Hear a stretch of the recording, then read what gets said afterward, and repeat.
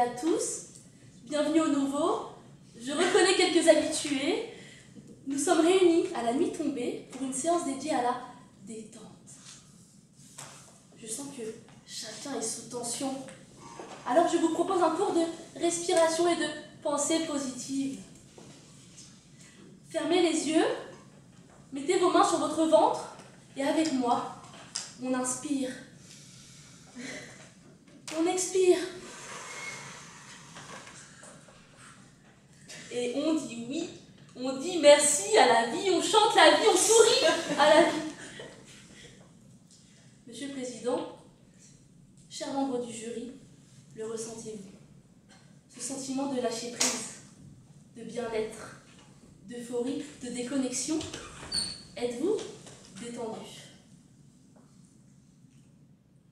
Cet état de délassement du corps et de l'esprit est si recherché par les hommes de notre génération, alors qu'il est pourtant atteignable dans chaque petit geste de la journée, à peu de frais. Ma chère contradictrice s'obstine à vous faire croire que la nuit aurait des vertus miraculeuses pour vous détendre.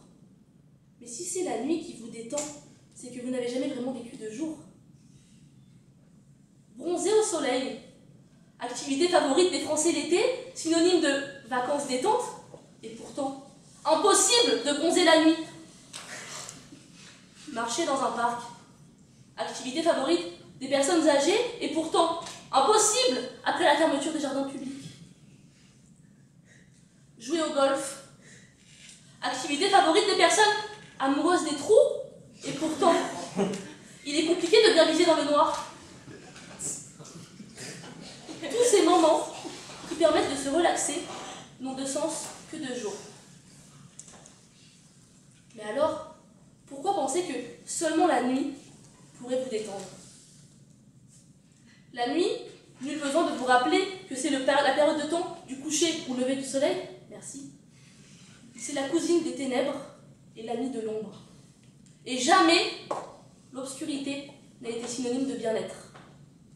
Il suffit de remonter en arrière pour comprendre que depuis la nuit des temps, les nuits tendent. Imaginez, Lucie, il y a 3 millions d'années. La nuit, elle l'a passée dehors, toujours un œil ouvert, à l'affût du moindre bruit. Elle devait se protéger et se cacher de ses prédateurs qui n'avaient qu'une envie, la croquer. Le froid allait sécher chaque partie de son corps. Le danger, dans le noir et sans lumière, était omniprésent. Alors vous me direz, mais ça, c'était avant. Vous auriez tort. La Lucie d'avant n'est pas bien différente de la Lucie d'aujourd'hui. C'est cette jeune fille que vous avez croisée en sortie de boîte de nuit la semaine dernière et que vous avez peut-être confondue avec un australopithèque.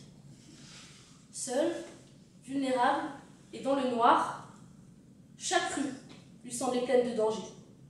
Chaque bruit, plein de menaces. Et chaque croisement, plein d'agresseurs potentiels. Depuis la nuit des temps, ce n'est pas facile d'être une Lucie, qui plus est détendue la nuit. Tant de nuits passées dans le noir ont été synonymes d'angoisse, guidées par un sentiment d'attente, à savoir si l'on serait en vie le lendemain. Certaines d'entre elles sont plus marquantes que d'autres. 1575, la nuit du massacre de la Saint-Barthélemy. 1934, la nuit des longs couteaux. 1938, la nuit de cristal, où des nazis ôtent la vie de milliers de juifs. 2015, la nuit sans étoiles du Bataclan. 2022, la nuit qui emporta Émilie sous les coups de son mari. Ce n'est pas un hasard. Si toutes ces atrocités sont perpétrées la nuit, à l'heure où tout le monde dort. Comment peut-on avoir l'idée d'associer la nuit à la détente, alors que partout où l'on cherche la nuit, on trouve l'angoisse?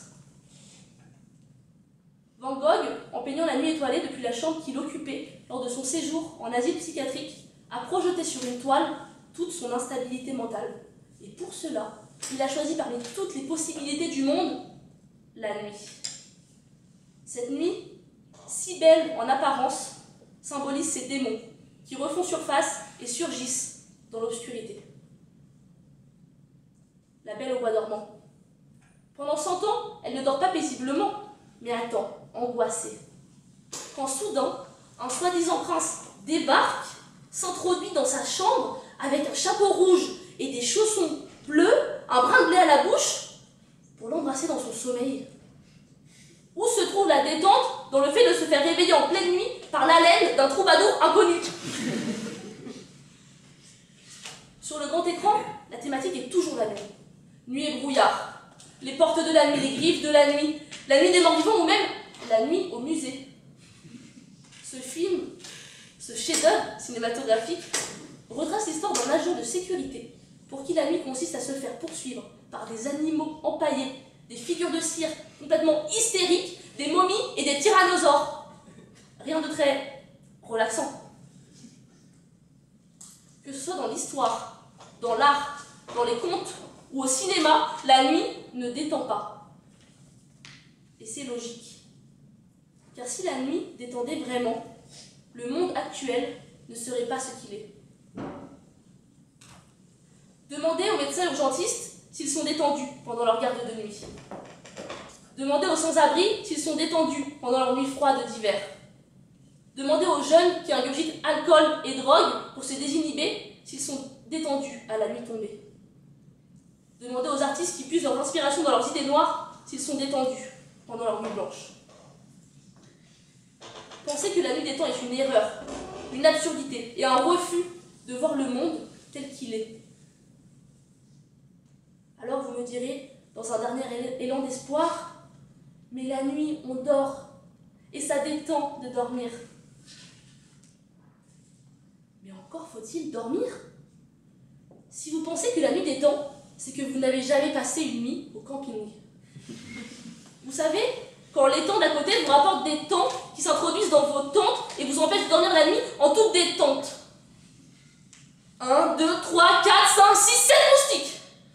Impossible de dormir, ce bruit incessant. Zzz, zzz.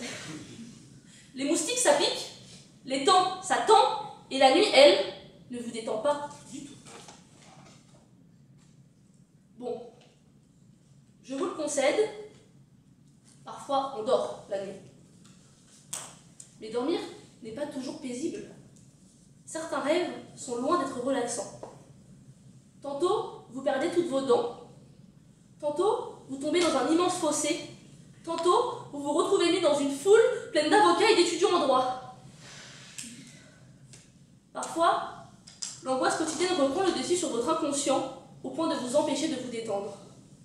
Vos tracas du jour réapparaissent, les scénarios s'enchaînent et le cauchemar commence. Cette fois-ci, votre rêve est d'origine diabolique. Satan s'invite dans votre tête. Satan s'invite dans votre rêve. Satan, cet ange de la nuit, ne vous détend pas. Non, il vous paralyse jusqu'à l'éveil. La nuit se profile et notre séance arrive à sa fin. Prenons une dernière inspiration collective. On inspire et on expire. Maintenant que vous êtes détendu, vous l'avez bien compris, la nuit ne détend pas. Alors vous tous, cherchez et trouvez en tout temps le fruit qui vous détend. Car oui, jour et nuit, cela reviendra à chacun d'entre nous d'être maître de nos ressentiments. Namasté.